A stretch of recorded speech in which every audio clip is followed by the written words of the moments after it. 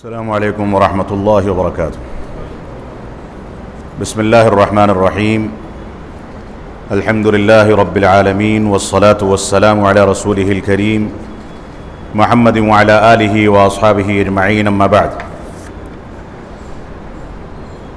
محترم سامعین کرام، منہج سلف صالحین سے متعلق کل کے درس سے گفتگو شروع کی گئی تھی۔ اس کی اہمیت و فضیلت پر بعض دلائل ذکر کیے گئے۔ اس کے بعد عبادت اور توحید کے آپسی تعلق اور مخلوقات کی تخلیق کے بارے میں اس بات کا تذکرہ کہ اللہ رب العالمین نے اسی توحید اور اپنی وحدانیت کو بیان کرنے کے لیے مخلوقات کو پیدا فرمایا ہے۔ اور اس کے بعد اس بات کا ذکر آیا تھا کہ توحید یہ عمل سے، یہ عقیدہ اور ایمان یہ عمل سے جڑی ہوئی چیز ہے۔ انسان عمل کے ذریعے اپنے ایمان میں اضافہ کرتا ہے، نیک اعمال کے ذریعے، اور برائیوں کو انجام دیتا ہے تو ایمان میں نقص اور کمزوری واقع ہوتی ہے۔ یہ چند چیزیں قدر تفصیل کے ساتھ کل کے درس میں آپ کے سامنے پیش کی گئی تھیں۔ آج جو ضابطہ آپ کے سامنے ذکر کرنا ہے وہ توحید کی تینوں قسموں اور اس کے بعد بعض دوسرے ضوابط آپ کے سامنے بیان کیے جائیں گے۔ تو تیسرا ضابطہ یہ ہے کہ ان التوحید ينقسم الى ثلاثة انواع، ربوبیت و الوہیت و اسماء و صفات، وانها متلازمة لا يجزي نوع عن نوع اشتمل عليه كتاب الله وسنة رسوله صلى الله عليه وسلم وآثار أصحاب رسول الله صلى الله عليه وسلم، واجتمعت الأنواع في كثير من سور القرآن وآياته، وأظهر ذلك اجتماعها في فاتحة الكتاب وأم الكتاب والسبع المثاني۔ یہ تیسرا ضابطہ آپ کے سامنے پڑھا گیا ہے۔ اس میں مؤلف حفظہ اللہ فرماتے ہیں کہ توحید یہ تین قسموں پر منقسم ہوتی ہے، یعنی توحید کی تین قسمیں ہیں۔ ایک قسم ہے توحید ربوبیت، دوسری قسم ہے توحید الوہیت، اور تیسری قسم ہے توحید اسماء و صفات۔ اور اس کے بعد کہتے ہیں یہ تینوں قسمیں ایک دوسرے کو لازم و ملزوم ہیں۔ کوئی شخص اگر توحید ربوبیت پر ایمان رکھتا ہے اور توحید اسماء و صفات یا توحید الوہیت کے بارے میں شبہات کا شکار ہے تو اس کی توحید ناکافی ہے، ایمان ناقص ہے۔ لہذا جہاں توحید ربوبیت پر ایمان رکھنا ضروری ہے وہیں توحید الوہیت اور اسماء و صفات یعنی تینوں قسموں پر ایک دوسرے کو لازم و ملزوم سمجھ کر کے ایمان رکھنا اور تینوں قسموں کے تقاضوں کی تکمیل کرنا یہ توحید کا بنیادی تقاضا ہے۔ کہتے ہیں کہ اشتمل علیہ کتاب اللہ و سنت رسولہ صلی اللہ علیہ وسلم، ان تینوں قسموں کے ثابت کرنے کے لیے اور تینوں قسموں کے لازم و ملزوم ہونے کے لیے قرآن مجید اور رسول اکرم صلی اللہ علیہ وسلم کی سنت سے بہت سارے دلائل وارد ہوتے ہیں، اور صحابہ کرام کے آثار سے بھی اس کی دلیل ملتی ہے۔ اور ایسی بہت ساری دلیلیں ہیں قرآن مجید کی اور قرآن مجید کی آیتوں کی جس سے یہ ظاہر ہوتا ہے کہ تینوں قسمیں ایک ہی آیت کے اندر بیان کر دی گئی، یعنی ایک ہی آیت توحید کی تینوں قسموں پر مشتمل ہے۔ اس سلسلے میں سب سے زیادہ واضح دلیل جو ہے وہ عام طور سے مسلمانوں کی زبان پر جاری ہوتی ہے، مسلمان اس کو یاد رکھتے ہیں، اور تینوں قسمیں اس سورت کے اندر جمع کر دی گئی ہیں۔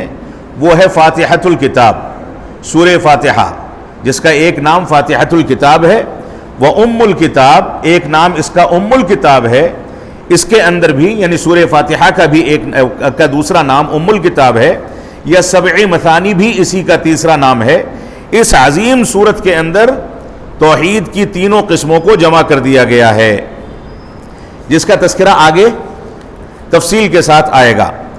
تو اس ضابطے کے تحت چند دلائل اور چند اقوال آپ کے سامنے پیش کیے جاتے ہیں۔ بنیادی طور سے ایک قول جو کہ علامہ ابن القیم رحمۃ اللہ علیہ کا ہے، جس کے بارے میں وہ فرماتے ہیں کہ فَكَمَالُ الْإِنسَانِ وَسَعَادَتُهُ لا تتم الا بمجموع هذه الامور، انسان کا کامل مسلمان اور مومن ہونا اور انسان کا سعادت پا لینا ان چیزوں کے مجموعے کے بغیر، یعنی جو چیزیں ابھی ذکر کی جائیں گی ان چیزوں کی تکمیل کے بغیر وہ چیز ممکن نہیں ہے۔ اور یہ سارے کے سارے امور سورہ فاتحہ اور بعض صورتوں کے اندر جمع کر دیے ہیں رب کائنات نے۔ تو یہاں پر 15 امور کا تذکرہ علامہ ابن القیم رحمۃ اللہ علیہ نے کیا ہے جو عقیدہ توحید پر مشتمل ہے، اور ان 15 چیزوں کی رعایت کرنا ہر صاحب عقیدہ اور منہج سلف کی پیروی کرنے والے پر لازم اور ضروری ہے۔ ان 15 امور کی رعایت کیے بغیر کسی کا ایمان اور عقیدہ مکمل نہیں ہو سکتا، جس میں سے پہلی چیز ہے توحید الربوبیہ۔ ربوبیت، اللہ رب العالمین کے رب کائنات اور افعال میں تنہا اور یکتا ہونے پر ایمان رکھنا، اس بات پر ایمان رکھنا کہ اللہ رب العالمین اپنے افعال میں تنہا اور یکتا ہے، اس کا کوئی شریک نہیں۔ اسی طریقے سے دوسری چیز ہے توحید الالوہیہ، توحید الوہیت کے تمام امور پر، تمام تقاضوں پر ایمان رکھنا، یعنی اس بات کا اعتقاد کہ اللہ رب العالمین کے ساتھ اس کی عبادت میں کوئی شریک نہیں، اپنی عبادات میں وہ تنہا اور یکتا ہے۔ تیسری چیز ہے توحید العلمی الاعتقادی، علمی اور اعتقادی توحید پر ایمان رکھنا، اس میں توحید اسماء و صفات بھی شامل ہے۔ چوتھی چیز ہے تنزیہ الرب تعالی عن ان یظلم عبدہ، اللہ رب العالمین کو اس بات سے بری سمجھنا، اللہ رب العالمین کی پاکیزگی بیان کرنا کہ اللہ رب العالمین اپنے بندے پر ظلم کر سکتا ہے۔ یہ ممکن ہی نہیں ہے کہ رب کائنات اپنے بندے پر ظلم کرے یا کسی بغیر سبب کے اپنے بندے کو پکڑ لے اور اس کو عذاب دے، یہ اعتقاد رکھنا۔ پانچویں چیز ہے کہ بندے کا اس بات کا اعتراف کرنا کہ بذات خود انسان ظالم ہے، انسان خود ظالم ہے، اپنے کرتوتوں کے نتیجے میں وہ اپنے اوپر مصیبتوں کی دعوت دیتا ہے۔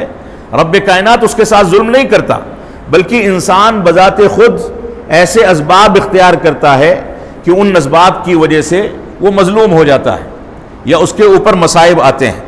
چھٹی چیز یہ ہے کہ التوسل الى الرب تعالی باحب الاشیاء وهو اسماؤه وصفاته، کہ اللہ رب العالمین سے وسیلہ پکڑنا ان چیزوں کے ذریعے جو چیزیں رب کائنات کو سب سے زیادہ محبوب ہیں، سب سے زیادہ محبوب ہیں، اور سب سے زیادہ جو محبوب چیزیں ہیں رب کائنات کو وہ اللہ رب العالمین کے نام اور اس کی صفتیں ہیں، اور اللہ رب العالمین کے ناموں کے معانی اور اس کے صفات کے معانی کو جمع کر کے اس کے تقاضوں پر عمل کرنا، جس میں الحی القیوم یہ بنیادی عظیم صفات ہیں جن کے تقاضوں کی تکمیل کرنا مسلمانوں کی ذمہ داری ہے۔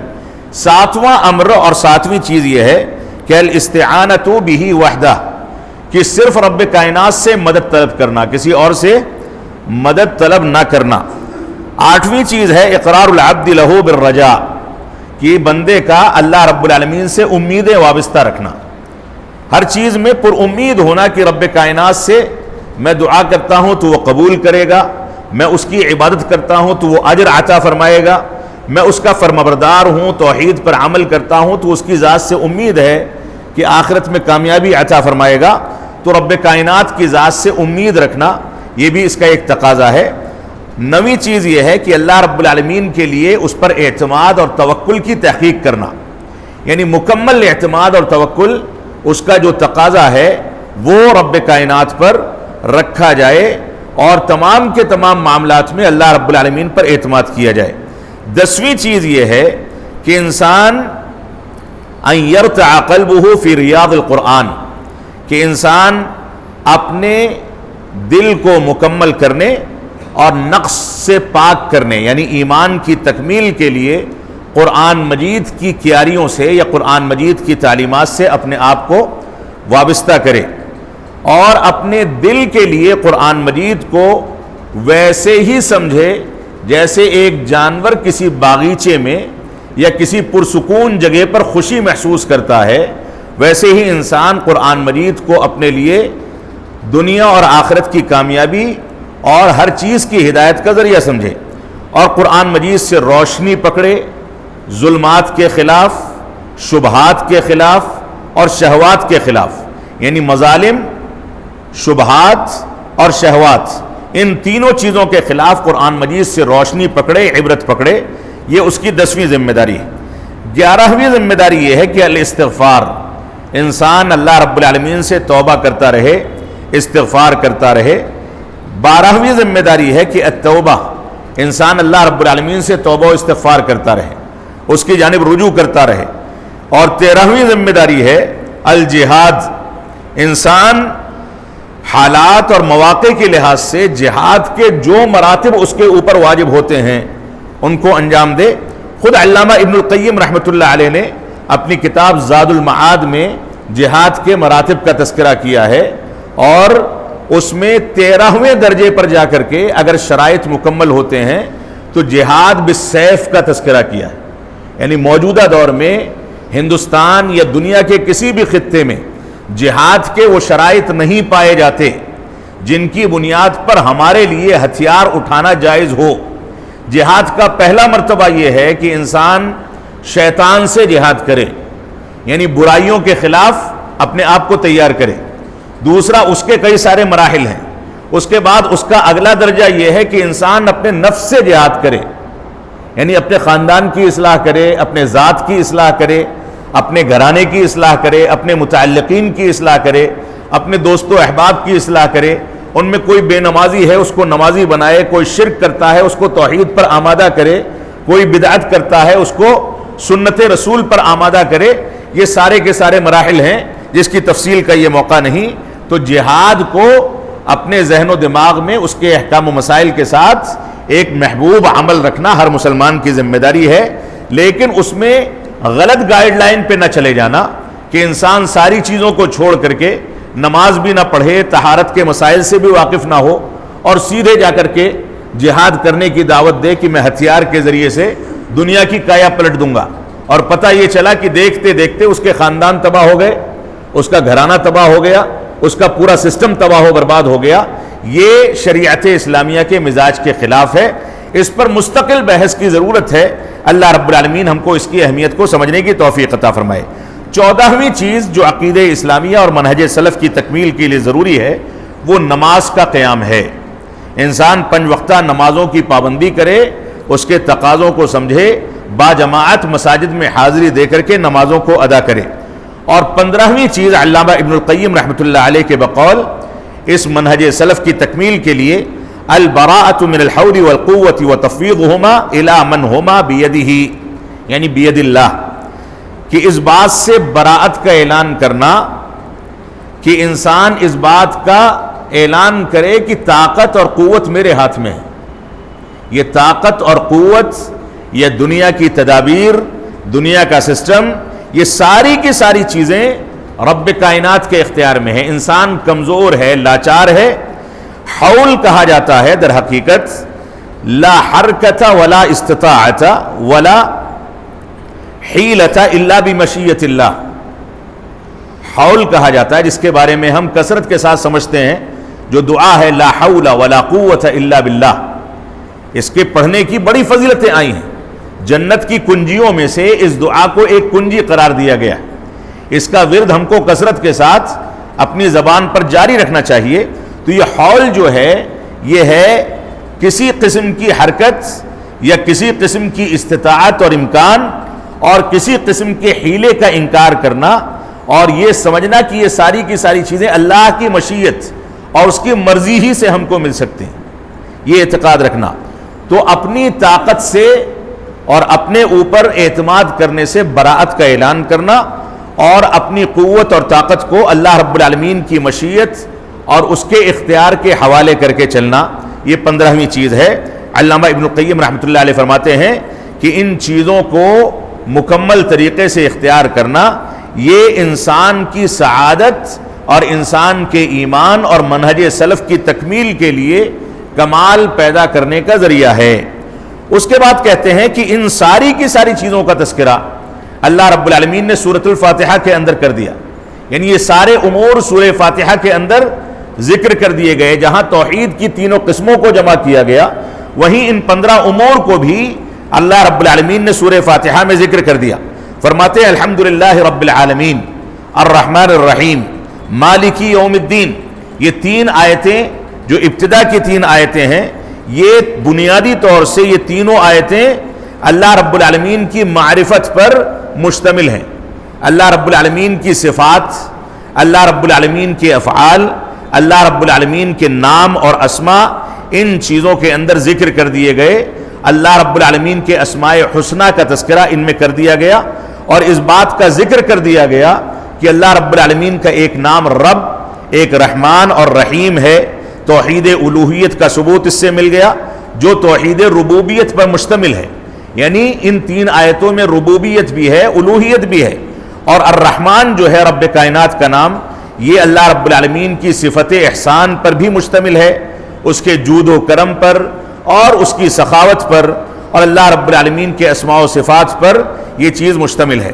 آگے فرمایا رب کائنات نے ایاک نعبد و ایاک نستعین، ہم تیری ہی عبادت کرتے ہیں اور تجھ ہی سے مدد چاہتے ہیں۔ یہ چیز مشتمل ہے اللہ رب العالمین کی جانب پہنچنے کے طریق اور راستے کو مشتمل ہے، یعنی انسان اس کے ذریعے رب کائنات کی رضامندی اور اس کی توحید کے راستے تک پہنچتا ہے۔ اسی وجہ سے اللہ رب العالمین نے فرمایا ہم تیری ہی عبادت کرتے ہیں، یعنی گویا تجھ ہی سے راستہ طلب کرتے ہیں، تجھ ہی سے طریقہ طلب کرتے ہیں اور تیری ہی مدد چاہتے ہیں۔ تو یہاں پر راستہ بتا دیا گیا اللہ رب العالمین تک پہنچنے کا، اور اس کے بعد کہا گیا اہدنا الصراط المستقیم، اے رب کائنات ہماری رہنمائی فرما صراط مستقیم، یعنی سیدھے راستے کی جانب۔ یہ چیز مشتمل ہے، متضمن ہے اس بات کو کہ انسان کے لیے اور اس کی سعادت اور رہنمائی کے لیے، اس کی ہدایت کے لیے رب کائنات کے راستے سے زیادہ کوئی راستہ پاکیزہ نہیں ہو سکتا۔ اللہ رب العالمین کا یہی راستہ ہے جس کو صراط مستقیم کہا جاتا ہے، یہی دنیا اور آخرت کی کامیابی کے لیے لازم اور ضروری ہے، اسی کے ذریعے انسان ہدایت پاتا ہے۔ اور اخیر میں کہا غیر المغضوب علیہم ولا الضالین، یہ چیز مشتمل ہے جس میں کہا گیا ان لوگوں کا راستہ نہیں جن کے اوپر تیرا غضب نازل ہوا یا جو گمراہ قرار دیے گئے، ان کا راستہ نہیں۔ اس آیت کریمہ میں اللہ رب العالمین نے ذکر فرما دیا کہ یہ چیز مشتمل اور متضمن ہے ان لوگوں کے راستے سے تحذیر اور بچانے پر جن لوگوں پر اللہ رب العالمین کا غضب نازل ہوا، جنہوں نے انحراف اختیار کیا، توحید کے تقاضوں کے خلاف ورزی کی، اتباع رسول کے خلاف گئے، ان لوگوں کے راستے سے بچنے کی تلقین اس آیت کریمہ میں کر دی گئی۔ تو یہ سورۃ الفاتحہ جو ہے یہ تمام اصول و ضوابط اور تمام گوشوں پر مشتمل ہے جو اس ضابطے کے اندر آپ کے سامنے بیان کیے گئے۔ اگلا ضابطہ ہے جو چوتھا ضابطہ آج کے درس کے لحاظ سے، الایمان بکل ما ورد فی کتاب اللہ و سنت رسولہ من الاسماء والصفات دون تحریف او تمثیل او تکییف او تعطیل عملا بقولہ عز وجل لیس کمثلہ شیء وہو السمیع البصیر۔ سورہ شورى کی آیت نمبر 11 پر مشتمل یہ ضابطہ، فرمایا اس بات پر ایمان رکھنا کہ اللہ رب العالمین کی کتاب اور رسول اکرم صلی اللہ علیہ وسلم کی سنت کے اندر اللہ رب العالمین کے جو نام اور اس کی جو صفتیں وارد ہوئے ہیں، ان سارے کے سارے ناموں اور صفتوں کو بلا کسی تحریف کے، بلا کسی مثال کے، بلا کسی کیفیت کے اور بلا کسی تعطیل کے تسلیم کر لینا۔ 4 چیزوں کا تذکرہ کیا گیا۔ پہلی چیز بلا کسی تحریف کے، تحریف کہتے ہیں اسماء و صفات کے معانی کو بدل دینا، معنی کچھ اور ہے اور انسان کچھ اور سمجھے، یہ تحریف ہے۔ اگر ایسا کوئی کرتا ہے تو وہ گمراہ ہے۔ بلا کسی مثال کے، بلا تمثیل، بلا مثال کے، یعنی اللہ رب العالمین کی فنا صفت ثابت ہے، وہ دیکھتا ہے، سنتا ہے، انسان سمجھانے کے لیے مثال بیان کرے کہ جیسے ہم سنتے ہیں، دیکھتے ہیں، ویسے ہی رب کائنات سنتا ہے، یہ بھی باطل ہے۔ ایسا اعتقاد رکھنے والا بھی ناقص الایمان یا بسا اوقات اس میں غلو کرنے کے نتیجے میں اسلام سے خارج ہو سکتا ہے۔ او تکییف، یا اللہ رب العالمین کے اسماء و صفات کی کیفیت بیان کرنا، یعنی اللہ رب العالمین کا ہاتھ ثابت ہے، ہاتھ کی کیفیت بیان کرے، یہ ہاتھ 5 انگلیوں پر مشتمل ہے، ایسی صفت کا ہے، اس انداز کا ہے، اس شکل کا ہے، یہ کیفیت بیان کرنا بھی باطل ہے۔ اور اسی طریقے سے اسماء و صفات کی تعطیل کہتے ہیں کسی چیز کی چھٹی کر دینا، یعنی انکار کر دینا۔ انسان بسا اوقات بعض فرقے باطلہ یا اہل کلام کے فرقے یہ کہتے ہیں کہ اگر ہم اسماء و صفات کو ثابت کریں گے تو ثابت کرنے سے مثال دینا یا تشبیہ دینا یا کیفیت بیان کرنا لازم آئے گا، لہٰذا ہم اس کا انکار کرتے ہیں۔ یعنی اس خدشے سے کہ کہیں مشابہت یا مثال یا کیفیت بیان کرنے پر ہم مجبور نہ ہو جائیں، لہذا سرے سے اس کا انکار کر دیا جائے، یہ بھی باطل عقیدہ ہے۔ اللہ رب العالمین کا فرمان ہے، اللہ رب العالمین کی مانند کوئی چیز نہیں، اس کے جیسی کوئی چیز نہیں، اور وہ سننے اور دیکھنے والا ہے، یعنی اس کا سننا اور اس کا دیکھنا اس کی شایان شان ہے، کسی دوسرے کے مثال کے ذریعے سے اس کو نہیں سمجھایا جا سکتا۔ تو یہ اگلا ضابطہ ہے اس سلسلے میں۔ اللہ کے نبی صلی اللہ علیہ وسلم کا فرمان ہے، اور اللہ کے نبی صلی اللہ علیہ وسلم کی مختلف صحیح احادیث اگر جمع کی جائیں تو اس میں اللہ رب العالمین کی صفت نزول، صفت دنو کسی سے قریب ہونا، صفت قربت، اور اسی طریقے سے اللہ رب العالمین کا ہنسنا یا اس کا تعجب کرنا یا اس کا محبت کرنا یا اس کا کسی سے نفرت کرنا، یا اس انداز کی صفتیں صحیح احادیث میں ثابت ہیں۔ ان کو رب کائنات کے شایان شان ویسے ہی تسلیم کیا جائے گا جیسے اس کی شان ہے، اس کی نہ کیفیت بیان کی جائے گی، نہ مثال بیان کی جائے گی، نہ تشبیہ دی جائے گی، نہ انکار کیا جائے گا۔ یہ ضابطہ ہے اہل سنت والجماعت کا۔ اسی طریقے سے شیخ الاسلام علامہ ابن تیمیہ رحمۃ اللہ علیہ فرماتے ہیں، وَأَجْمَعَ سَلَفُ الْأُمَّةِ وَأَئِمَّتُهَا عَلَىٰ أَنَّ الرَّبَّ تَعَالَىٰ بَائِنٌ مِّن مَخْلُوقَاتِهِ يُوصَفُ بِمَا وَصَفَ بِهِ نَفْسَهُ وَبِمَا وَصَفَهُ بِهِ رَسُولُهُ صلی اللہ علیہ وسلم من غیر تحریف ولا تعطیل ومن غیر تکییف ولا تمثیل یوصف بصفات الکمال دون صفات النقص ويعلم أنه ليس كمثله شيء في صفات الكمال كما قال تعالى قل هو الله أحد الله الصمد لم يلد ولم يولد ولم يكن له كفوا أحد۔ شیخ الاسلام فرماتے ہیں کہ سلف امت اور علماء امت کا اس بات پر اجماع ہے اور ائمہ اسلام کا اس بات پر اجماع ہے کہ اللہ رب العالمین مخلوقات کی صفت سے بالکل الگ تھلگ ہے، بائن الگ تھلگ ہے۔ بائن کس کو کہا جاتا ہے؟ اس کی ذات میں مخلوقات کی صفات نہیں اور مخلوقات کی ذات میں رب کائنات کی صفات نہیں، یعنی حلول کے عقیدے کا مکمل انکار، یہ بائن ہے۔ تو فرمایا اللہ رب العالمین بائن ہے اپنی مخلوقات پر، یہ اہل سنت والجماعت کا اجماع ہے اس بات پر۔ اور اللہ رب العالمین کو ان صفات سے متصف کیا جائے گا جن صفات سے رب کائنات نے اپنے آپ کو متصف کیا، اور ان صفات سے بھی متصف کیا جائے گا جن صفات سے نبی آخر الزماں جناب محمد رسول اللہ صلی اللہ علیہ وسلم نے اللہ رب العالمین کو متصف کیا ہے۔ اس اتصاف اور متصف کرنے میں ہر قسم کی تحریف، ہر قسم کی تعطیل، ہر قسم کی کیفیت اور ہر قسم کی مثال سے ہم اجتناب کریں گے، اور اللہ رب العالمین کو صفت کمال سے متصف کیا جائے گا اور صفات نقص سے اس کو بری سمجھا جائے گا۔ ایسی صفتیں جن میں نقص واقع ہو سکتا ہے وہ رب کائنات کے ساتھ متصف نہیں ہو سکتی، لہذا صفت کمال سے رب کائنات متصف ہے۔ اور ہم اس بات کا علم رکھیں کہ اللہ رب العالمین کی مانند اور اس کے مثل کوئی چیز نہیں ہے، وہ صفات کمال کا حامل ہے، جیسا کہ اللہ رب العالمین نے فرمایا کہ اللہ رب العالمین تنہا ہے، اس کا وہ بے نیاز ہے، اس نے نہ کسی کو جنا نہ وہ کسی کو جنتا ہے، نہ وہ کسی سے جنا گیا ہے، اور اس کا کوئی ہمسر اور شریک نہیں ہو سکتا۔ شیخ الاسلام علامہ ابن تیمیہ رحمۃ اللہ علیہ ایک دوسرے مقام پر فرماتے ہیں وَمَذْهَبُ السَّلَفِ بَيْنَ التَّعْطِيلِ وَالتَّمْثِيلِ، اسلاف امت کا مذہب اور مسلک اور طریقہ یہ ہے جو تمثیل اور تعطیل کے درمیان کا طریقہ ہے، یعنی نہ وہ مثال بیان کرتے ہیں نہ انکار کرتے ہیں، اور فلا یمثلون صفات اللہ بصفات خلقہ، لہذا وہ اللہ رب العالمین کی صفات کو اس کے مخلوق کی صفت سے مثال کے طور پر بیان نہیں کرتے. کما لا یمثلون ذاتہ بذات خلقہ، جیسے وہ رب کائنات کی ذات کو مخلوقات کی ذات کے مثال پر بیان نہیں کرتے. ولا ينفون عنہ ما وصف به نفسہ ووصفہ به رسولہ، اور اسی طریقے سے اللہ رب العالمین نے اپنے آپ کو یا رسول اکرم صلی اللہ علیہ وسلم نے رب کائنات کو جن صفات سے متصف کیا ہے ان کا انکار بھی نہیں کرتے، یعنی تعطیل کی قباحت سے بھی وہ اپنے آپ کو محفوظ رکھتے ہیں.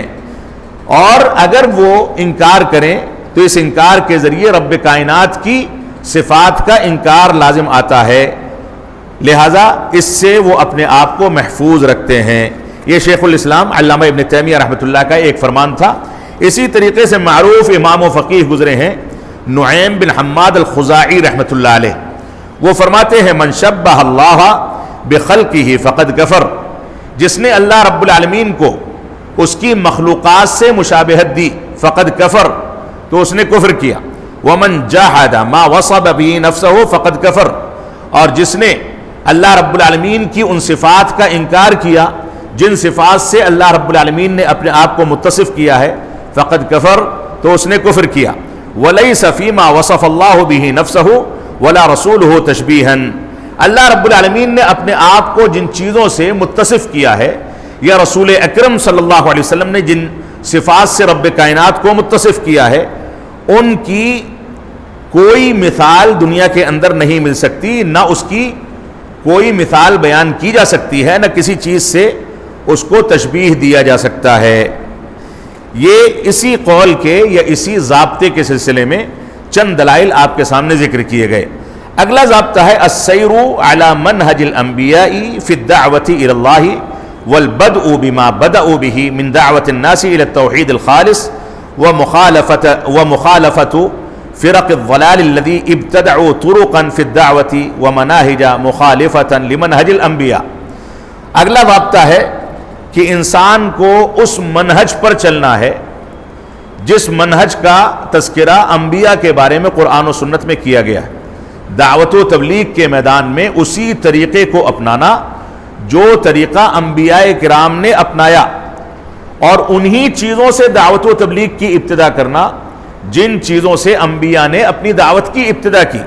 وہ دعوت کی ابتدا توحید خالص کے ذریعے تھی، لہذا انسان معاشرے میں نکل کر کے لوگوں سے جب سامنا کرے تو سیدھے یہ نہ کہے کہ تم ایسا کرتے ہو ویسا کرتے ہو، بلکہ پہلے توحید پر استقامت حاصل کرے، پھر عبادات کی جانب آئے، دھیرے دھیرے بتدریج اسٹیپ بائی اسٹیپ ان کی اصلاح کرے گا، اور اس کے بعد پھر فروعی مسائل میں، ان کے نجی مسائل میں، نجی گفتگو میں ان سے ان کی اصلاح کی کوشش کرے گا.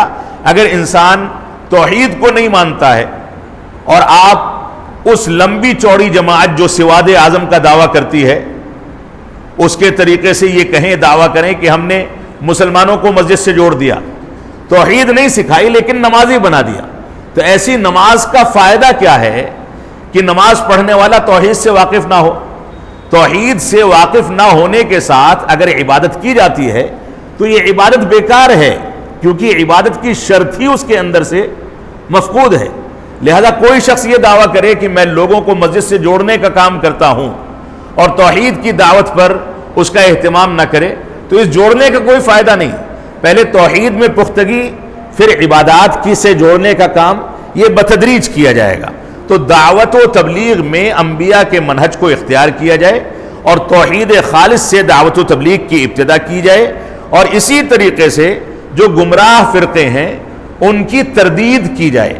انبیاء نے گمراہ عقائد اور گمراہ فرقوں کی ہمیشہ تردید کی، لہذا جو بھی گمراہ فرقے ہیں ان کی مخالفت کی جائے، اور انہوں نے جو نئے طریقے ایجاد کر لیے ہیں دعوت و تبلیغ کے میدان میں ان سے لوگوں کو ڈرایا جائے اور انبیاء کے منہج پر ترکیز کر کے اسی کے مطابق زندگی کو ڈھالا جائے. یہ اگلا ضابطہ ہے جو پانچواں ضابطہ تھا. اس سلسلے میں ایک دلیل دے کر کے میں آگے بڑھوں گا، بلکہ آپ یہ سمجھیں کہ اس سلسلے میں دلیلیں بہت ساری ہیں. اللہ رب العالمین کا فرمان ہے قُلْ هَٰذِهِ سَبِيلِي أَدْعُو إِلَى اللَّهِ عَلَىٰ بَصِيرَةٍ أَنَا وَمَنِ اتَّبَعَنِي. اے اللہ کے نبی صلی اللہ علیہ وسلم آپ کہہ دیجئے یہ میرا راستہ ہے میں اس کی جانب بلاتا ہوں، میں بھی بلاتا ہوں، اور میرے پیروکار یعنی صحابہ کرام بھی اسی کی جانب بلاتے ہیں، علی بصیرت، مکمل بصیرت کے ساتھ۔ بصیرت کیا ہے؟ بصیرت در حقیقت قرآن و سنت کا وہ علم حقیقی ہے جو انسان کو توحید، اتباع رسول اور اسلام اور ایمان کے دوسرے ضوابط پر پختگی اختیار کرنے کا راستہ دکھاتا ہے، وہی بصیرت ہے۔ اور اللہ رب العالمین نے اس کو واضح کر دیا کہ ہم نے ہر امت میں ایک نبی بھیجا تاکہ لوگ اللہ کی عبادت کریں اور طاغوت کی عبادت سے بچیں۔ اگلا ضابطہ ہے جو چھٹا ضابطہ ہے، ان مصادر التشریع الکتاب والسنہ والاثر وتقدیمہما على كل قول ورأي ومذهب والرد لها عند التنازع وأنه لا قول لأحد معها۔ چھٹا ضابطہ ہے کہ شریعت اسلامیہ کے مصادر یعنی شریعت اسلامیہ کے مسائل میں جن چیزوں سے دلیل پکڑی جاتی ہے وہ دلیل کیا چیز ہے؟ وہ دلیل قرآن مجید، اللہ کے نبی صلی اللہ علیہ وسلم کی سنت صحیحہ، والاثر اور صحابہ کرام کے اقوال۔ یہ تین چیزیں ہیں جو مصادر شریعت ہیں۔ کوئی شخص یہ دعویٰ کرے کہ میں قرآن و سنت پر اکتفا کروں گا، صحابہ کرام کے آثار کی جانب توجہ دینے کی ضرورت نہیں ہے، وہ گمراہ ہے۔ کوئی شخص یہ کہے کہ میں صرف قرآنی آیات کو بطور دلیل اور حجت سمجھتا ہوں، حدیث رسول کو سمجھنے کی ضرورت نہیں ہے، وہ بھی گمراہ ہے۔ ان تینوں چیزوں کے مجموعے کا نام در حقیقت اسلام ہے۔ قرآن کے دلائل، رسول اکرم صلی اللہ علیہ وسلم کی صحیح حدیث، اور ان دونوں کی دونوں چیزوں کو صحابہ کرام کی تطبیق اور ان کی شروحات کے مطابق ان کے اقوال پر سمجھنا۔ فرماتے ہیں کہ ان تینوں چیزوں کو اپنے قول پر، اپنی رائے پر اور اپنے مذہب پر مقدم کرنا۔ انسان قرآن و سنت اور آثار صحابہ کو اپنے ائمہ کے اقوال اور فتوے پر اہمیت نہیں دیتا ہے تو وہ گمراہ ہے۔ لہذا ان تینوں چیزوں کو اپنے مذہب اور اپنی رائے اور اپنے فتوے پر ترجیح دینا یہ مسلمانوں کی ذمہ داری ہے، اور ان میں کوئی اختلاف ہو جائے تو اختلاف کو قرآن و سنت اور آثار صحابہ کی جانب لوٹا دینا یہ بھی ہمارا ضابطہ ہے۔ اور اس بات کو بھی سمجھ لیں کہ ان چیزوں کے آگے کسی کا قول ہمارے لیے کوئی حیثیت نہیں رکھتا ہے۔ کوئی بڑے سے بڑا محدث و امام و فقیہ ہو، بڑے سے بڑا مفتی ہو، اگر اس کی بات قرآن و سنت اور آثار صحابہ کے مطابق ہے تو اس کو لیا جائے گا، اس کے مطابق نہیں ہے تو اس کو نظر انداز کر دیا جائے گا، چھوڑ دیا جائے گا۔ یہ ہماری ذمہ داری ہے۔ اللہ رب العالمین کا فرمان ہے، وَمَا آتَاكُمُ الرَّسُولُ فَخُذُوهُ وَمَا نَهَاكُمْ عَنْهُ فَانْتَهُوا۔ رسول تم کو جو کچھ دے دیں اس کو لے لو، اور جن چیزوں سے روک دیں ان سے رک جاؤ۔ دوسری جگہ پر رب کائنات نے فرمایا، یہ سورہ حشر کی آیت تھی، اور سورہ آل عمران میں اللہ رب العالمین فرماتا ہے، قُلْ إِن كُنتُمْ تُحِبُّونَ اللَّهَ فَاتَّبِعُونِي يُحْبِبْكُمُ اللَّهُ وَيَغْفِرْ لَكُمْ ذُنُوبَكُمْ وَاللَّهُ غَفُورٌ رَحِيمٌ۔ فرمایا کہ اگر تم، اے اللہ کے نبی صلی اللہ علیہ وسلم آپ کہہ دیجئے کہ اگر تم اللہ رب العالمین سے محبت رکھتے ہو تو میری اتباع کرو، یعنی اتباع رسول یہ رب کائنات کی محبت کی بنیادی شرط ہے۔ اس کا نتیجہ کیا ہوگا؟ یحببکم اللہ، اللہ رب العالمین تم سے محبت کرنے لگے گا، تمہارے گناہوں کو بخش دے گا، اور اللہ رب العالمین بخشنے والا اور رحم کرنے والا ہے۔ اللہ کے نبی صلی اللہ علیہ وسلم کا فرمان ہے، فرماتے ہیں، من اطاعنی فقد اطاع اللہ، جس نے میری اطاعت کی اس نے اللہ رب العالمین کی اطاعت کی۔ ومن عصانی فقد عصى اللہ، جس نے میری معصیت کی، میری مخالفت کی، اس نے اللہ رب العالمین کی معصیت کی۔ ومن اطاع امیری فقد اطاعنی، اور جس نے میرے امراء کی یعنی میری تعلیمات کی بنیاد پر یا میری وصیت کی بنیاد پر جو لوگ امیر یا خلیفہ ہو گئے ان کی اطاعت کی، گویا میری اطاعت کی۔ یا موجودہ دور میں جب خلافت کا نظام ختم ہو چکا ہے تو وہ علماء جو علماء ربانی ہیں، قرآن و سنت اور منہج سلف کے مطابق تقوی اور پرہیزگاری کی بنیادوں پر زندگی گزارتے ہیں، امانت داری کے ساتھ لوگوں کے سامنے اسلام کا پیغام پہنچاتے ہیں، وہ اپنے اپنے حلقے میں امیر کی حیثیت رکھتے ہیں۔ ان کی اطاعت قرآن و سنت کی بنیاد پر کرنا گویا ہم نے اللہ کے نبی صلی اللہ علیہ وسلم کی اطاعت کی. تو فرمایا جس نے میرے امیر کی اطاعت کی اس نے میری اطاعت کی. ومن عصا امیری فقد عصانی، اور جس نے میرے امیر کی نافرمانی کی اس نے گویا میری نافرمانی کی. یہ صحیح بخاری اور صحیح مسلم کی روایت ہے. اور اللہ کے نبی صلی اللہ علیہ وسلم فرماتے ہیں فمن رغب عن سنتی فلیس منی، جو میری سنت سے اعراض کر جائے وہ مجھ میں سے نہیں ہے. یہ بھی صحیح بخاری اور صحیح مسلم کی روایت ہے. اور عمر بن خطاب رضی اللہ تعالیٰ عنہ فرماتے ہیں کہ ان رجلا من الیہود قال له، کہ یہودیوں میں سے ایک آدمی نے عمر بن خطاب رضی اللہ تعالیٰ عنہ سے کہا یا امیر المؤمنین، اے امیر المؤمنین، آیت فی کتابکم تقرؤونها، آپ کی کتاب یعنی قرآن مجید میں ایک ایسی آیت ہے جس کی آپ لوگ تلاوت کرتے ہیں. لو علینا معشر الیہودی نزلت، اگر وہ آیت ہمارے اوپر نازل کی گئی ہوتی، لاتخذنا ذاک اليوم عیدا، تو اس آیت کریمہ کے نزول کے دن کو ہم عید بنا لیتے. تو انہوں نے فرمایا ایو آیت، وہ کون سی آیت ہے؟ تو یہودی نے کہا الیوم اکملت لکم دینکم واتممت علیکم نعمتی ورضیت لکم الاسلام دینا، ہم نے آج تمہارے لیے تمہارے دین کو مکمل کر دیا، تمہارے اوپر نعمت اسلام کی تکمیل کر دی اور تمہارے لیے اسلام کو پسندیدہ دین قرار دیا. یہ قرآن مجید کی آخری آیت کریمہ ہے جس کے ساتھ اسلام کی تکمیل کر دی گئی. تو عمر بن خطاب رضی اللہ تعالیٰ عنہ نے اس یہودی کو جو جواب دیا اس کو سنے. فرمایا عمر رضی اللہ تعالیٰ عنہ قد عرفنا ذالک اليوم، ہم اس دن کو جانتے ہیں جس دن یہ آیت کریمہ نازل ہوئی. والمکان الذی نزلت فیہ، اور یہ آیت کریمہ جس جگہ پر نازل ہوئی اس جگہ اور مقام کو بھی ہم جانتے ہیں. علی النبی صلی اللہ علیہ وسلم، اللہ کے نبی صلی اللہ علیہ وسلم پر جس جگہ پر یہ آیت نازل ہوئی تھی اس جگہ سے بھی ہم واقف ہیں. وَهُوَ قَائِمٌ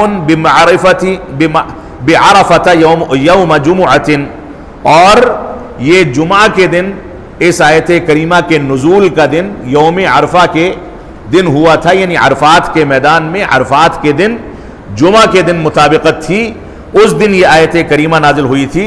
تو ہم اس آیت کریمہ کی جگہ سے بھی واقف ہیں، کس پر نازل ہوئی اس سے بھی واقف ہیں، اور کس کیفیت میں نازل ہوئی اس سے بھی واقف ہیں، اور صحابہ کرام اس کو کیسے سن رہے تھے ان چیزوں سے بھی واقف ہیں. یہ صحیح بخاری صحیح مسلم کی روایت ہے. یہاں سے اندازہ ہوتا ہے کہ سنت رسول کا مقام کیا ہے اور صحابہ کرام کس اہمیت اور کس توجہ کے ساتھ سنت رسول پر توجہ دیتے تھے اور اس کو اپناتے تھے. اسی طریقے سے شیخ الاسلام علامہ ابن تیمیہ رحمۃ اللہ علیہ کا ایک فرمان ہے فمن بن الکلام فی العلم الاصول والفروع علی الکتاب والسنة والآثار الماثورہ عن السابقین فقد اصاب طریق النبوہ. فرماتے ہیں شیخ الاسلام کہ جس نے اپنے کلام کو علم کے میدان میں چاہے اصولی مسائل ہوں یا فروعی مسائل ہوں ان میں قرآن و سنت اور آثار ماثورہ یعنی صحابہ کرام کے اقوال پر مشتمل رکھا، جو لوگ گزر چکے ہیں ان کی شروحات کے مطابق ان چیزوں کو سمجھا، فقد اصاب طریق النبوہ، تو گویا اس نے نبوت کا طریقہ اپنا لیا، نبوت کے طریقے کو پا لیا. تو قرآن و سنت اور آثار سلف کی سب سے بڑی فضیلت یہ ہے کہ اس کے ذریعے ہم نبوت کے طریقے کو اپنانے کی جانب گامزن ہو جاتے ہیں. اللہ رب العالمین ہم کو اس بات کی توفیق عطا فرمائے. اسی طریقے سے اگلا ضابطہ ہے فہم الکتاب والسنۃ لا یکون الا علی وفق فہم سلف هذه الامہ. اسی ضابطے کو مزید وضاحت کے ساتھ ذکر کر رہے ہیں کہ قرآن و سنت کا فہم ضروری ہے کہ اس امت کے اسلاف کے مطابق رکھا جائے. یہ چیز ضروری اور واجب ہے کہ قرآن و سنت کو اسلاف امت کے فہم کے مطابق سمجھا جائے. اللہ رب العالمین کا فرمان ہے وَمَن يُشَاقِقِ الرَّسُولِ مِن بَعْدِ مَا تَبَيَّنَ لَهُ الْهُدَى وَيَتَّبِعْ غَيْرَ سَبِيلِ الْمُؤْمِنِينَ نُوَلِّهِ مَا تَوَلَّى وَنُصْلِهِ جَهَنَّمَ وَسَاءَتْ مَصِيرًا. سورہ نساء کی آیت نمبر 115 میں اللہ رب العالمین نے فرمایا جس نے رسول کی نافرمانی کی راستے کے واضح ہو جانے کے بعد اور مومنوں کے علاوہ کسی دوسرے کا راستہ اختیار کیا. یہاں مومنوں سے مراد صحابہ کرام ہیں. صحابہ کرام کو چھوڑ کر کے کسی دوسرے کا راستہ اختیار کیا تو ہم اس کو اسی راستے پر چلا دیں گے جس راستے کو اس نے اپنایا ہے, اور اس کو جہنم رسید کر دیں گے, وہ بہت برا ٹھکانہ ہے. اللہ رب العالمین کا فرمان ہے اولئک الذین ھدی اللہ فبہداہ مقتدی قل لا اسألکم علیہ اجرا ان هو الا ذکری للعالمین. اللہ رب العالمین نے فرمایا یہ وہ لوگ ہیں جو اس طریقے کو اپناتے ہیں جس طریقے کو صحابہ کرام نے اور اسلاف امت نے اختیار کیا. اولئک الذین ھدی اللہ, یہ اس طریقے پر رہنمائی کرتے ہیں یا رہنمائی پکڑتے ہیں جس طریقے پر ماضی کے لوگوں نے رہنمائی پکڑی ہے. اور اللہ کے نبی صلی اللہ علیہ وسلم فرماتے ہیں النجوم امانۃ للسماء, یہ ستارے جو ہم آسمان پر دیکھتے ہیں یہ ستارے آسمان کے لیے محافظ ہیں. جب شیطان وہاں سے باتوں کو چرانے کی کوشش کرتا ہے تو یہ ستارے جا کر کے اس کو مارتے ہیں, بھگاتے ہیں, پہرا دیتے ہیں. فَإِذَا ذَهَبَتِ النُّجُومُ أَتَى السَّمَاءَ مَا تُوعَدُ, فرمایا اگر یہ ستارے ختم ہو گئے تو آسمان کو وہ کچھ لاحق ہو جائے گا جس چیز کا وعدہ کیا گیا, یعنی یہ آسمان تباہ ہو جائے گا, پھٹ جائے گا. وَأَنَا أَمَنَةٌ لِأَصْحَابِي, کہتے ہیں کہ میں اپنے صحابہ اور ساتھیوں کا محافظ ہوں. فَإِذَا ذَهَبْتُ أَتَى أَصْحَابِي مَا يُوعَدُونَ, جب میں اس دنیا سے گزر جاؤں گا تو صحابہ پر وہ وقت آئے گا جس کی پیشین گوئی اور وعدہ کیا گیا ہے, یعنی فتنوں کے دور کی ابتدا ہو جائے گی. وَأَصْحَابِي أَمَنَةٌ لِأُمَّتِي, اور میرے ساتھی اور میرے صحابہ یہ امت اسلامیہ کے لیے محافظ ہیں. لہذا جب یہ صحابہ کرام دنیا سے رخصت ہو جائیں گے تو امت اسلامیہ کو وہ فتنے آ کر کے دبوچ لیں گے جن فتنوں کا وعدہ کیا گیا ہے. لہذا انسان کو فتنوں سے بچنا ہے تو صحابہ کرام کی اقتدا کرے. وہ موجود نہیں ہیں لیکن ان کی شروحات اور ان کے اقوال موجود ہیں جو انسان کو فتنوں سے محفوظ کرنے کا ذریعہ ہے. حذیفہ بن یمان رضی اللہ عنہ فرماتے ہیں, کہتے ہیں کل عبادت لم يتعبدها اصحاب محمد صلی اللہ علیہ وسلم فلا تعبدوها, ہر وہ عبادت جس کو صحابہ کرام نے اختیار نہیں کیا اس کے ذریعے اللہ رب العالمین کی عبادت نہ کی جائے. یعنی جس کی مثال صحابہ کرام میں جس عبادت کی نہیں ملتی اس عبادت کو نہ اپنایا جائے. فَإِنَّ الْأَوَّلَ لَمْ يَدَعْ لِلْآخِرِ مَقَالًا, کیونکہ پہلے گزر جانے والے بعد میں آنے والوں کے لیے کوئی کسر نہیں چھوڑتے, یعنی ساری کی ساری چیزیں بیان کر دیتے ہیں.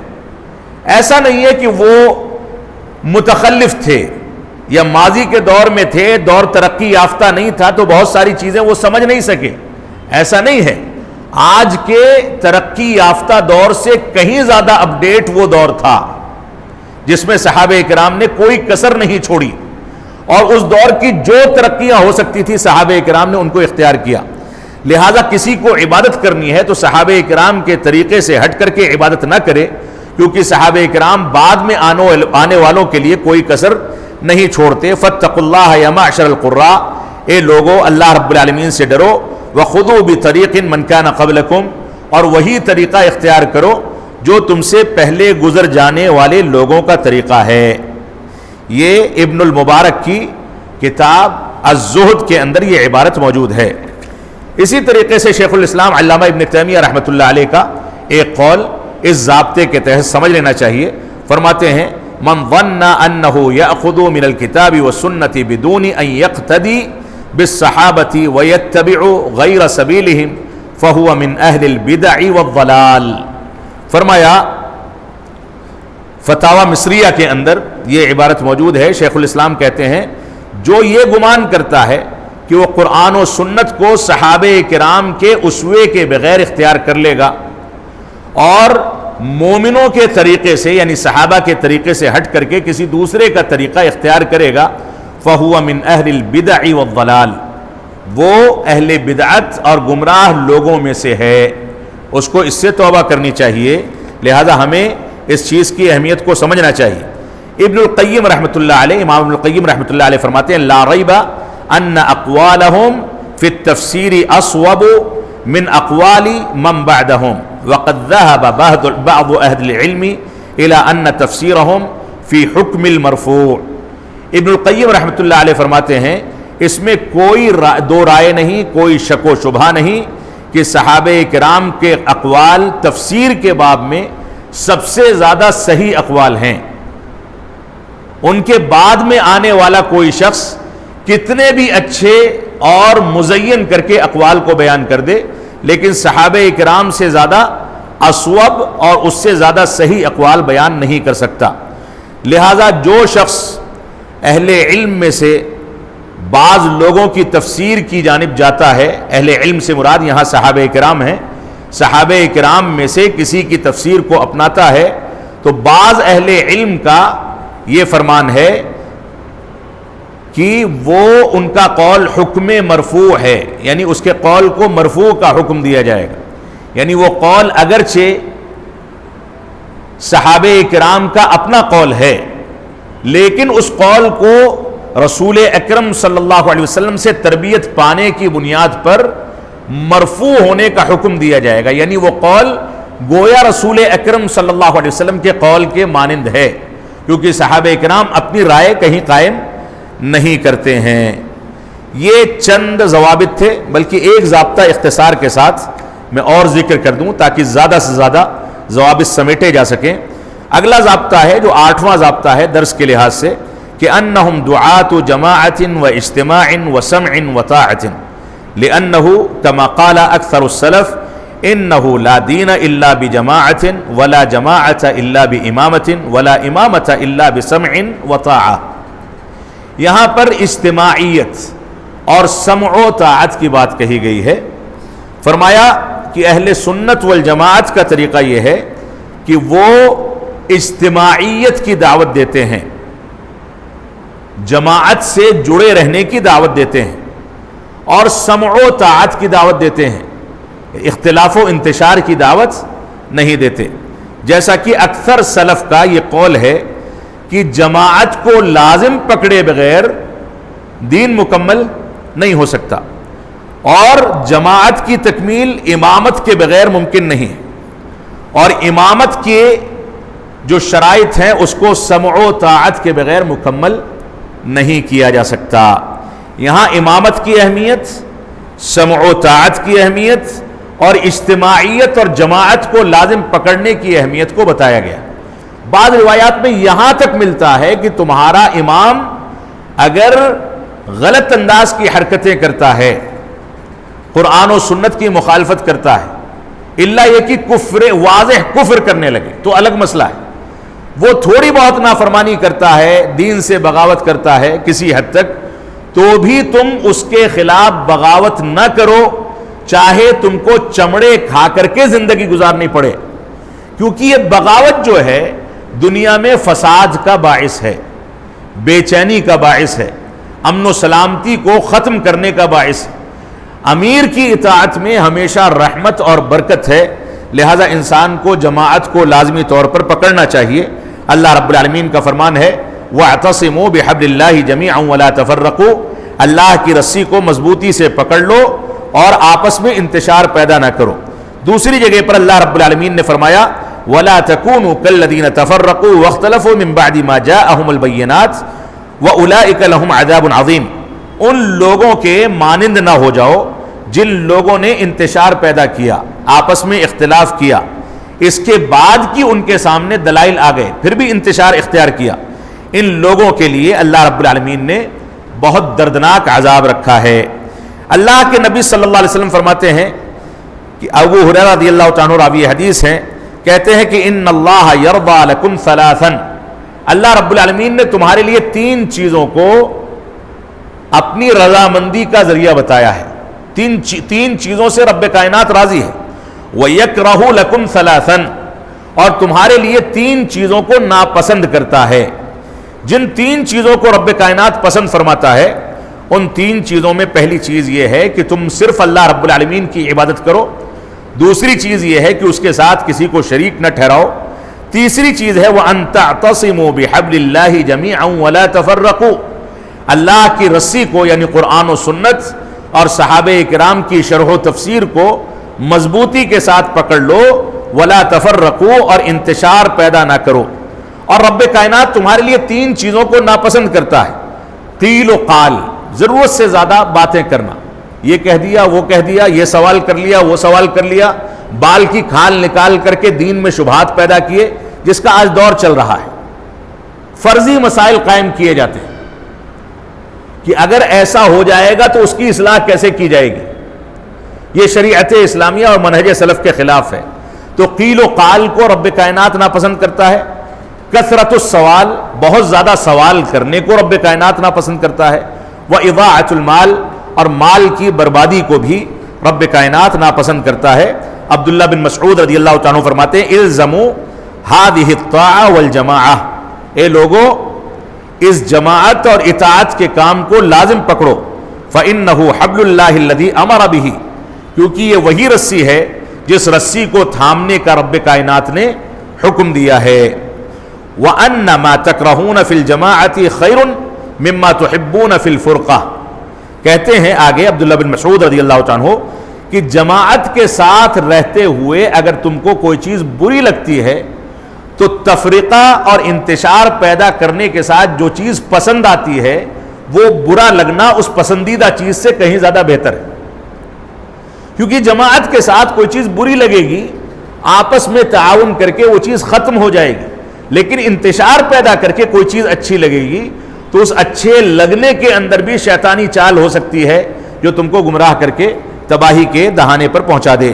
عبداللہ بن مسعود رضی اللہ عنہ ایک جگہ پر فرماتے ہیں الخلاف شر، اختلاف انتشار جو ہے یہ در حقیقت شر و فتن ہے، یہ برائی ہے۔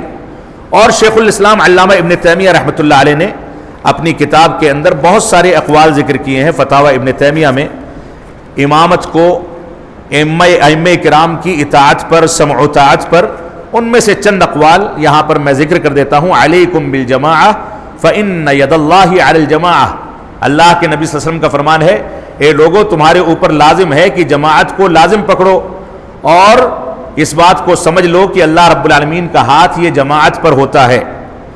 اس کے بعد کہا فإن الشیطان مع الواحد، شیطان جو ہے ایک شخص کے ساتھ ہوتا ہے، وَهُوَ مِنَ الْإِثْنَيْنِ أَبْعَدْ، اور اگر ایک سے دو آدمی ہو جائے تو شیطان تھوڑا دور ہو جاتا ہے، دو سے تین ہوئے تو شیطان مزید دور بھاگے گا، اجتماعیت جتنی زیادہ بڑھے گی شیطان اتنا زیادہ بھاگے گا، کیونکہ انسان تنہائی میں گناہوں کو زیادہ انجام دے سکتا ہے، لوگوں کے ساتھ رہتے ہوئے وہ برائیوں سے دور ہوتا ہے اور شیطان کے بہکاوے میں اور ہتھ کنڈے میں نہیں پڑتا۔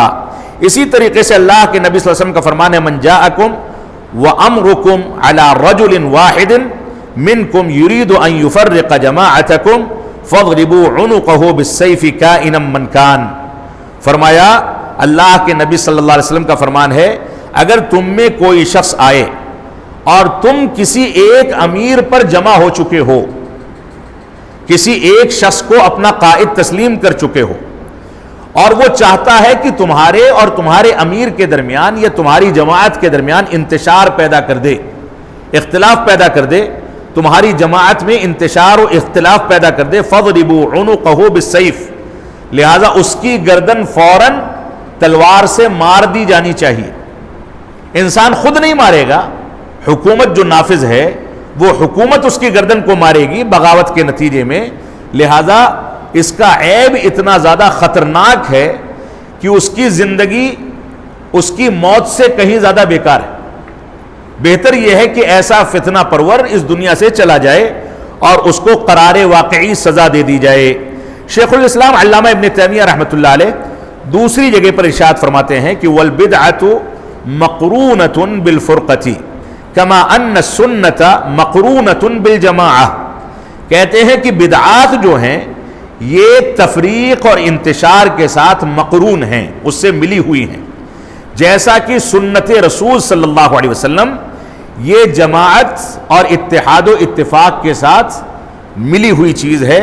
فیقال، اسی وجہ سے کہا جاتا ہے اہل السنت والجماعہ، اہل سنت والجماعت، یعنی جس نے سنت کو اختیار کر لیا اس نے جماعت کو لازم پکڑ لیا. تو یہ نام جو ہے، جو پسندیدہ نام ہے، یہ سنت کے ساتھ ساتھ جماعت کو جوڑے بغیر مکمل نہیں ہوتا. وَكَمَا يُقال، اور جیسا کہ کہا جاتا ہے اہل البدعۃ والفرقہ، اہل بدعت اور اہل انتشار اور تفریق. یعنی بدعت جو ہے یہ تفریق پر مشتمل ہے، اور کیوں نہ ہو. جب انسان کے سامنے قرآن کی ایک دلیل آ گئی، حدیث رسول کی کوئی دلیل بیان کر دی گئی، تو ہر مسلمان اس بات پر آمادہ ہو سکتا ہے کہ اس کے آگے ہم سر تسلیم خم کرتے ہیں، کیونکہ یہ فرمان رسول، یہ فرمان رب کائنات ہے. لیکن اگر انسان بدعات و خرافات میں پڑے گا تو ایک حنفی امام شافعی کے اقوال کو ماننے سے انکار کر دے گا، ایک شافعی امام ابو حنیفہ رحمۃ اللہ علیہ کے اقوال کو ماننے سے انکار کر دے گا، احناف اور شوافع امام احمد بن حنبل کو ماننے سے انکار کر دیں گے، حنابلہ امام مالک کو ماننے سے انکار کر دیں گے.